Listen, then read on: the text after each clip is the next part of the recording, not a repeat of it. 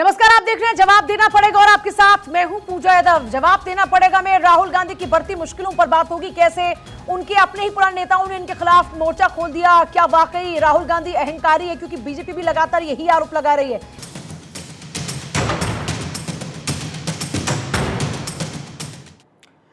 आरोपों की आंधी में क्या मुश्किल में है गांधी, ये सवाल इसलिए उठ रहे हैं क्योंकि बार बार बीजेपी ये कह रही है कि राहुल गांधी अहंकारी हैं। इतना ही नहीं, उनके अपने नेता गुलाम नबी आजाद ने भी अपनी पुस्तक में जिस बात का जिक्र किया उसमें यह दिखाने की कोशिश की जा रही है कि राहुल गांधी के अहंकार के कारण पार्टी को नुकसान हुआ और सोनिया गांधी को जब हस्तक्षेप करना चाहिए तो उन्होंने हस्तक्षेप नहीं किया। राहुल गांधी का अहंकार उन्हें सजा दिला रहा है क्या, ये सवाल इसलिए उठ रहे हैं। विदेश में आरोप उनके अहंकार की बानगी है, ये वही मुद्दा है जो तेजी से जोर पकड़ रहा है। जहां बीजेपी राहुल गांधी पर हमलावर है तो वहीं पूर्व कांग्रेसी नेता गुलाम नबी आजाद ने भी राहुल गांधी के फैसले पर सवाल दागे। इस वक्त राहुल गांधी अपनों से लेकर गैरों तक के निशाने पर है। संसद ठप है, हंगामा जारी है और बहस होगी इन्हीं तमाम पहलुओं पर। जवाब देना पड़ेगा में, लेकिन उससे पहले आपको दिखाते हैं खास रिपोर्ट। बीजेपी का बड़ा वार, राहुल गांधी का अहंकार। राहुल का अहंकार छुड़ा रहा हाथ का साथ। आजाद में आजाद के दिल की बात। आरोपों की आंधी, मुश्किल में गांधी। राहुल गांधी का अहंकार कांग्रेस को डुबो रहा है। राहुल गांधी नहीं सुनते सीनियर नेताओं की बात। राहुल की वजह से नॉर्थ ईस्ट में डूब गई कांग्रेस। बीजेपी का सूरज जब से उदय हुआ, कांग्रेस के सितारे गर्दिश में हैं। देश पर लंबे वक्त तक राज करने वाली कांग्रेस अब हाशिए पर आ गई है। जिन राज्यों में कांग्रेस की सरकार है भी, वहां भी संकट के ही बादल मंडराते रहते हैं। राहुल गांधी के अहंकार का जिक्र कांग्रेस के पूर्व और कद्दावर नेता गुलाम नबी आजाद ने अपनी किताब आजाद में किया। आजाद का दर्द इस किताब में साफ झलक रहा है। उन्होंने लिखा कि राहुल को जब बताया कि असम में कभी कांग्रेस के प्रमुख नेता रहे हिमंता बिस्वा शर्मा को बहुसंख्यक विधायकों का समर्थन हासिल है और वो बगावत करने के साथ ही पार्टी छोड़ने जा रहे हैं, तो कांग्रेस नेता का दो टूक जवाब था, जाने दीजिए उन्हें। कभी कांग्रेस के कद्दावर नेता रहे आजाद ने अपनी किताब में कई घटनाओं का जिक्र किया। उनका कहना है कि राहुल गांधी ने हेमंत के मामले को सही ढंग से नहीं संभाला और सोनिया ने भी पार्टी अध्यक्ष के तौर पर हस्तक्षेप नहीं किया, जबकि उनको आभास था कि शर्मा के पार्टी से चले जाने से नुकसान होने वाला है। आजाद ने आगे लिखा कि राहुल ने सीधे सीधे कह दिया था कि असम में कोई नेतृत्व परिवर्तन नहीं होगा। हमने उनसे कहा कि हेमंत के पास बहुसंख्यक विधायकों का समर्थन है और वो पार्टी छोड़ देंगे, तो राहुल ने कहा कि उनको जाने दीजिए। उनके मुताबिक उन्हें ये नहीं पता कि राहुल ने खुद को मजबूत दिखाने के लिए किया था या फिर इस बात से अनभिज्ञ थे कि हेमंत के जाने का असम ही नहीं बल्कि पूरे पूर्वोत्तर में दूरगामी असर होगा। राहुल गांधी के अहंकार पर निशाना सिर्फ गुलाम नबी आजाद ने नहीं साधा, बल्कि केंद्रीय मंत्री भूपेंद्र यादव ने हाल की घटनाओं को लेकर राहुल को अहंकारी बताया है। हमारे देश की जिस संसदीय परंपरा को, जिस संसदीय वाद विवाद को पूरे दुनिया में मान्यता दी जाती है, उस पर अनर्गल आरोप लगाना, उस पर झूठे आरोप लगाना, ये इस बात को सिद्ध करता है कि राहुल गांधी न केवल लगातार इस तरह का ऑफेंस करने के आदी रहे हैं, उनकी मनोवृत्ति में ही छोटे समाजों के प्रति, ओबीसी समाज के प्रति इस तरह के अपमान करने की भावना उनके शब्दों से प्रदर्शित होती है। और इसलिए हमारा तो ये मानना है कि अगर आप एक समाज विशेष को पूरी तरीके से इस प्रकार से अपमानित करते हो तो ये भारत जोड़ो नहीं, भारत तोड़ो है। भूपेंद्र यादव ने जहां राहुल को अहंकारी बताया तो वहीं ओबीसी कार्ड भी चल दिया। इसका जवाब कांग्रेस अध्यक्ष मल्लिकार्जुन खड़गे ने दिया। उन्होंने कहा, ये मुद्दों को भटकाने की कोशिश है। ये देखो, लोगों को मुद्दे से भटकाने के लिए ऐसी बातें वो कर रहे हैं। पहले आओ ना, कौन इस देश के पैसे लेके भाग गए और कौन LIC और SBI के पैसे लेकर अमीर बने और 2.5 साल में 12 लाख रुपए किसने कमाया, किसकी संपत्ति बढ़ी, इसका जवाब दो। हम इसकी कोशिश कर रहे हैं, आप मुद्दे को भटकाने की कोशिश कर रहे हैं। और बैकवर्ड क्लास का इंसान, कांग्रेस पार्टी ने जो बैकवर्ड के लिए, शेड्यूल कास्ट के लिए, माइनॉरिटीज़ के लिए एक हमेशा उनके साथ खड़ी हुई है, उनके साथ लड़ी है। और ये लोग जो मनु के विचार में और विचारधारा में विश्वास रखते हैं वो क्या बैकवर्ड क्लास के वेलफेयर की बात करते हैं। राहुल का अहंकार है या कुछ और, लेकिन कांग्रेस के लिए लगातार खतरे की घंटी जरूर है। राहुल विपक्ष के साथ साथ अपनी पार्टी भी संभालने में नाकाम रहे। Bureau report, Bharat 24। और देखिए, विपक्षी पार्टी की एकजुटता का संदेश देने की कोशिश की गई। मार्च फिलहाल शुरू हो चुका है और ये मार्च निकालने की तैयारी पहले से ही हो चुकी थी। तस्वीर जरा देखिए यहाँ पर कैसे एक बार फिर से जेपीसी की मांग को दोहराया जा रहा है और दूसरी तरफ लोकतंत्र को खतरे में बताया जा रहा है। विपक्षी पार्टी की एकजुटता का संदेश देने की कोशिश भी की जा रही है, जिसको लेकर आपने देखा था कि मल्लिकार्जुन खड़गे बकायदा उस बैठक का नेतृत्व कर रहे थे। और अभी फिलहाल ये तस्वीरें जहां पर एक तरफ जहां ईडी सीबीआई को लेकर भी आपने देखा कि लगातार सवाल उठाए गए, दूसरी तरफ अभी जेपीसी की मांग लगातार उठाई जा रही है। ना करें, आपका कोई भी कार्य जो है वो कानूनी। और चलिए अपने विषय पर वापस लौटते हैं बातचीत, क्योंकि राहुल गांधी को लेकर आज हो रही है कि इतने आरोप राहुल पर लग रहे हैं और ये जो आरोपों की आंधी है उससे मुश्किल में पड़ रहे हैं राहुल गांधी। मनोज यादव है प्रवक्ता बीजेपी, हमारे साथ में डॉक्टर पूजा त्रिपाठी है प्रवक्ता कांग्रेस, परविंदर सिंह सेठी है राजनीतिक विश्लेषक हमारे साथ में, और अनिल कुमार गर्ग एक और राजनीतिक विश्लेषक स्टूडियो में हमारे साथ में मौजूद हैं। अमित मिश्रा जी भी कंसल्टिंग एडिटर हमारे साथ में बने हुए हैं। चर्चा की शुरुआत कांग्रेस के साथ में ही होगी। डॉक्टर पूजा त्रिपाठी, सवाल ये है कि बोले राहुल, करे राहुल, घिरे राहुल, फिर उसके लिए ठीकरा भी दूसरों पे फोड़ दें, ये कैसी नाइंसाफी कर रहे हैं? बिल्कुल सही बात अजय की बोले राहुल गांधी हैं जो आज सत्ता की आंखों में आंखें डाल के सवाल पूछ रहे हैं। कल की अगर आप कोलार का भाषण पे जिसपे जजमेंट आया है 2 साल का, अगर आप उसमें देखें, मैं उस भाषण में सिस्टमिक करप्शन की बात कर रही हूँ। आज नीरव मोदी 13,000 करोड़ रुपए लेकर भाग चुके हैं, ललित मोदी 5 लाख रुपए लेकर भाग चुके हैं, विजय माल्या रुपए लेकर भाग चुके हैं, और तो और हमारे में हैं जिनको से नोटिस उठ चुकी है, वो 14,000 करोड़ भाग चुके हैं। तो राहुल जी अगर आप भाषण चलते हैं शो में, तो उन्होंने कहा कि तीनों के नाम कैसे मोदी कैसे होते हैं, तो यहाँ पे जाते कर टिप्पणी की तो कोई बात ही नहीं होती। आज नहीं तो कोर्ट पर आपको भरोसा नहीं है, देश के लोकतंत्र पर आपको भरोसा नहीं है, किस पर भरोसा है? देखिए, कोर्ट के डिसीजन में कुछ खामियां तो हैं जिसको आप मानेंगे, हम भी। खामियों में और भरोसे में फर्क होता है। जरा एक बार टीम चेकआउट कर ले क्या दिक्कत है ऑडियो के साथ में इनके। मनोज यादव प्रवक्ता बीजेपी हमारे साथ में। मनोज यादव जी, ये कह रही हैं कांग्रेस की प्रवक्ता कि वो तो सही बात बोलते हैं, लेकिन सही बात बोलते हैं इसलिए बीजेपी के पेट में दर्द हो जाता है, और यही वजह है कि फिर वो राहुल गांधी के खिलाफ मोर्चा खोल देते हैं, और अभी भी वही हो रहा है। देखिए पूजा जी, ऐसा है कि कांग्रेस पार्टी और राहुल गांधी जी लगातार एक गाली देने वाली पार्टी बन गए और गाली देने वाले व्यक्ति बन गए हैं। ये राहुल गांधी वही राहुल गांधी है जिसने 2019 के अंदर किस तरह से चौकीदार चोर वाले मुद्दे पर और राफेल के मुद्दे के ऊपर जिस तरह से अनर्गल टिप्पणी की थी, और सर्वोच्च न्याय की अदालत में भी उसे मुंह की खानी पड़ी, और 2019 के अंदर जनता की अदालत ने भी कांग्रेस को मुंह की खानी पड़ी।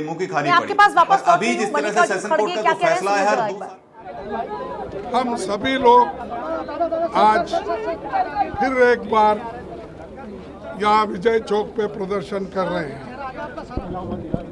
एक बात तो इससे साफ और जाहिर होता है कि मोदी जी जनता से कुछ छुपाना चाहते हैं। हालांकि नीरव मोदी, चौकसी, ललित मोदी, मल्ल्या ऐसे लोग करोड़ों, हजारों करोड़ रुपए सरकार से लूट के बाहर चले गए, लेकिन उनके बारे में मोदी जी मुंह नहीं खोल रहे और हमेशा दूसरों को टीका करने में वो बहुत अच्छा समझते हैं। आज मैंने बीजेपी का एक कमेंट सुना कि कांग्रेस और अपोजिशन के लोग बैकवर्ड क्लास के खिलाफ बात कर रहे हैं। अरे भाई, बैकवर्ड क्लास जो चोरी करके भाग गए वो बैकवर्ड क्लास के हैं? बताओ मेरे को कोई बैकवर्ड क्लास का आदमी हजारों करोड़ लेके चले गया, घपला किया, और 12 लाख 2.5 साल में अगर किसी ने कमाया है तो अदानी ने कमाया है। वो कमाने के लिए अगर कोई मदद किया है तो मोदी जी ने किया है। हम अदानी की बात कर रहे हैं तो ये बीच में झगड़ा लगाने के लिए बैकवर्ड क्लास फॉरवर्ड क्लास बोल रहे हैं। अरे पैसे जो हड़प कर रहे हैं उसके लिए हम तो जेपीसी चाहते हैं। मल्लिकार्जुन खड़गे कह रहे हैं कि हम तो मुद्दे की बात कर रहे हैं, ये मुद्दे से भटकाने की बात करते हैं और ये मुद्दे से भटकाने के लिए बैकवर्ड फॉरवर्ड की बात करते हैं। और जिन मोदीज का जिक्र हुआ, क्या वो बैकवर्ड हैं? खैर, सवाल यहां पर कुछ ऐसे ही बने हुए हैं। मनोज जी, बात पूरी कीजिएगा पहले।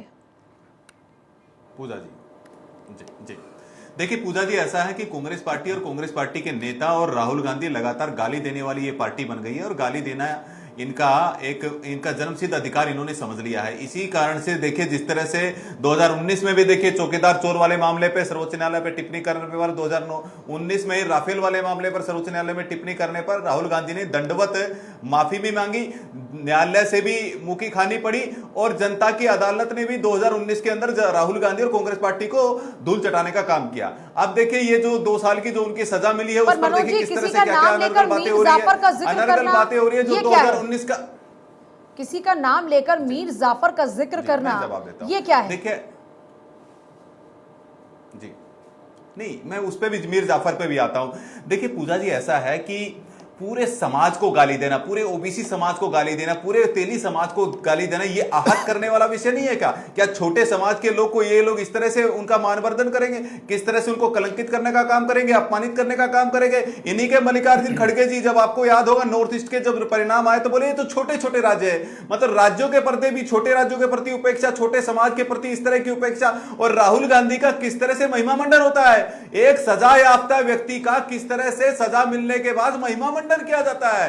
सुखदेव से, राजगुरु से और भगत सिंह से तुलना की जाती है। उस सुखदेव और राजगुरु और भगत सिंह से तुलना की जाती है जिसने 23 साल की उम्र में अपनी फांसी दे दी और अंग्रेजों की गुलामी उन्होंने बर्दाश्त नहीं की। और ये राहुल गांधी वही है, उन अंग्रेजों के पास में तलवे चाटने जाते हैं। देश में उनका आधिपत्य दोबारा स्थापित हो उसके लिए उनको भीख मांगने जाते हैं कि आइए भारत में आइए। तो राहुल गांधी जी अपमानित किए हैं क्योंकि वो कांग्रेस पार्टी के फर्स्ट परिवार से संबंध रखते हैं। उनका अहंकार देश से बड़ा है, उन्होंने 70 साल तक शासन किया है, वो चांदी की चम्मच लेकर के पैदा हुए हैं। तो क्या हमको अपमानित करेंगे, हमारे समाज को, हमारे ओबीसी समाज को इस तरह से प्रताड़ित करेंगे? कल और परसों हम लोग इसी बात पर चर्चा कर रहे थे, इसी बात का जिक्र हम कर रहे थे। मनोज जी, आती हूं। अमित जी, इसी बात का जिक्र कर रहे थे कि ये विषय इतना बड़ा बन जाएगा कि ये राहुल गांधी के लिए गले की फांस जैसा होगा।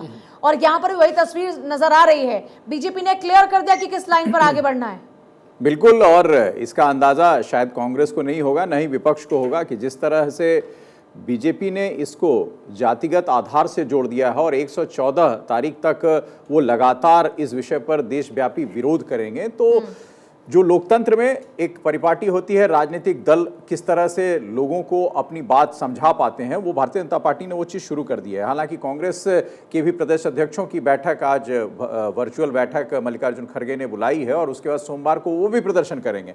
तो प्रदर्शन और उसका जो सामने से जवाब है वो दोनों तो राजनीतिक पार्टियां दे रही हैं। लेकिन सवाल ये उठता है कि राहुल गांधी पर जो अब तो उन पर 2 साल की उनको सजा मिल गई है, सजा याफ्ता हो गए हैं, अब इसको भारतीय जनता पार्टी बिल्कुल भुनाएगी। क्योंकि उनको पहले आप देखें कि उनके लिए जो बातें विदेश से आ रही थी कि विदेश की धरती पर उन्होंने ये कहा है, अब ये कहा जाना भारतीय जनता पार्टी की तरफ से बहुत लाजमी हो जाएगा कि वो हैबिचुअल ऑफेंडर है, मतलब इस तरह की बात वो करते रहते हैं और इसी वजह से उनको सजा मिली है और उनकी सदस्यता जो है आज की तारीख में वो पूरी तरीके से खतरे में लटकी हुई है, कभी भी जा सकती है। अगर लोकसभा अध्यक्ष चाहे तो उनकी सदस्यता चली जाएगी, वो एक अलग पहलू है। लेकिन राजनीतिक तौर पर इसका नुकसान कांग्रेस पार्टी को उठाना पड़ रहा है, ये कांग्रेस के नेता भी समझ रहे हैं। और कल की बात अगर ली जाए तो राहुल गांधी जब यहां से गए तो कांग्रेस में कई बड़े ऐसे वकील हैं जो सुप्रीम कोर्ट में अपना रुतबा रखते हैं, जिसमें अभिषेक मनु सिंघवी हैं जिनसे वो लगातार सलाह लेते रहते हैं, पी चिदम्बरम जो पूर्व वित्त मंत्री हैं, बड़े वकील हैं,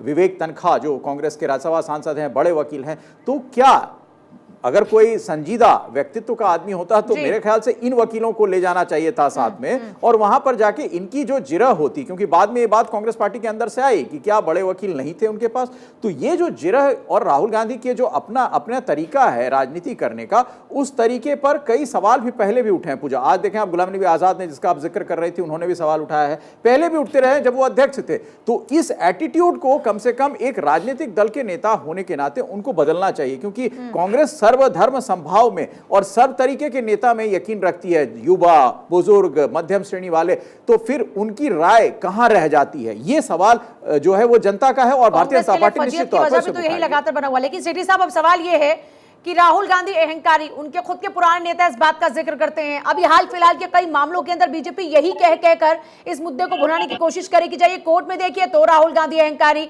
जहां पर माफी मांगने की बात हो वहां पर राहुल गांधी अहंकारी। अगर राहुल गांधी का अहंकार ही उनकी राहों का रोड़ा बन रहा है, तो फिर जो बाकी विपक्षी पार्टी जुड़ रही है कांग्रेस साथ में फिलहाल में, चाहे वो किसी भी वजह से हो, चाहे ईडी सीबीआई के कारण हो या फिर जेपीसी की मांग पर हो, लेकिन क्या वो सस्टेन कर पाएंगे बहुत लॉन्ग टर्म में? क्योंकि अभी तो 2024 के चुनाव में वक्त है। नहीं, देखिए, सबसे पहले तो मैं ये बात कहना चाहूंगा कि जो देश के प्रधानमंत्री हैं या देश के मुख्यमंत्री हैं या जो संवैधानिक पदों के ऊपर जो लोग बैठे हुए हैं, उनका हर परिस्थिति के अंदर सम्मान होना चाहिए। और सम्मान जो है एक गरीब आदमी का, मजदूर का, किसान का, रिक्शे वाले का, उसके अधिकारों के सम्मान का की जिम्मेवारी सरकार की बनती है। जो राजनीतिक पार्टियां इस समय जो राहुल गांधी ने स्टेटमेंट दी है, या वो सरवाइव कर पाएंगे नहीं, ये उनकी पार्टी की अपनी आउटलुक है। लेकिन ये एक प्रथा बन गई है, हर राजनीतिक पार्टी का व्यक्ति लूज टॉक करता है। हमने देखा है कि जो नेशनल टीवी पे डिबेट्स हैं, उनके प्रवक्ता भी बहुत, हर पार्टी के प्रवक्ता जो लूज टॉक है, किसी के ऊपर किसी भी प्रकार की टिप्पणी कर दी जाती है।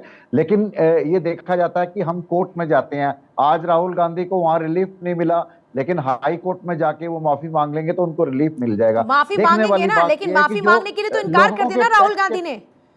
माफी की तो बात है कि राहुल ने इनकार कर दिया, वो कह रहे हैं कि मैंने तो कुछ गलत कहा नहीं। आगे जाके देखिए, आगे जाके मांगेंगे तभी उन्हें रिलीफ मिलेगा, उनके पास और कोई चारा नहीं है। लेकिन मैं ये कहता हूं कि जब उनको रिलीफ मिल जाएगा तो देखने वाली बात ये है, मतलब कुल मिलाकर बात तो वही आ गई ना, माफी मांगो। नहीं, मैं ये कह रहा हूं कि कोर्ट का कितना समय बर्बाद हुआ है। जो कोर्ट का या पुलिस का जो असली काम है, चाहे ललित मोदी भाग जाता है, कभी नीरव मोदी भाग जाता है, कभी विजय ललित मोदी पर, नीरव मोदी पर बात करो ना, सारे मोदी की बात क्यों करने लग जाते हैं? यही तो फजीहत करा रहा है ना फिलहाल, इसी कारण से दोषी करार हुए ना राहुल गांधी। अनिल गर्ग, मेरा कहने का मतलब है पूजा जी, मामला इतना बड़ा नहीं था जितना बड़ा बना दिया गया। अगर राहुल गांधी या उसके रिप्रेजेंटेटिव कोई भी एडवोकेट कोर्ट में ये कहता कि उनका कहने का आशय ये था और इस कहने के कारण, इस कथन के कारण किसी को कोई परेशानी हो तो मैं उसके लिए माफी मांगता हूं, तो मुझे लगता है बात बहुत आसानी से वहीं पे खत्म हो जाती।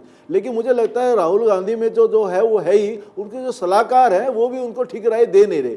राहुल गांधी को थोड़ी जल्दी है, क्योंकि एक ही साल बचा है 2024 का, उसको विपक्षी जो पार्टियां, उनका एक छत्र राज्य, एक छत्र नेता बनने की जो होड़ है, उसमें सबसे आगे अपने आप को साबित कर लें, इसके लिए वो बहुत मेहनत तो कर रहे हैं। लेकिन उनको सलाहकार उनको शायद गलत रास्ते पे ले जा रहे हैं, चाहे उन्होंने बाहर जोड़ो यात्रा की हो या जगह जगह जो कंट्रोवर्सी जो उनके बयान आते हैं, वो उसका हिस्सा होता है कि कहीं ना कहीं मुझे ये वर्ल्ड लीडर बना दे, मुझे इंडिया का लीडर बना दे। चर्चा में शामिल होने के लिए।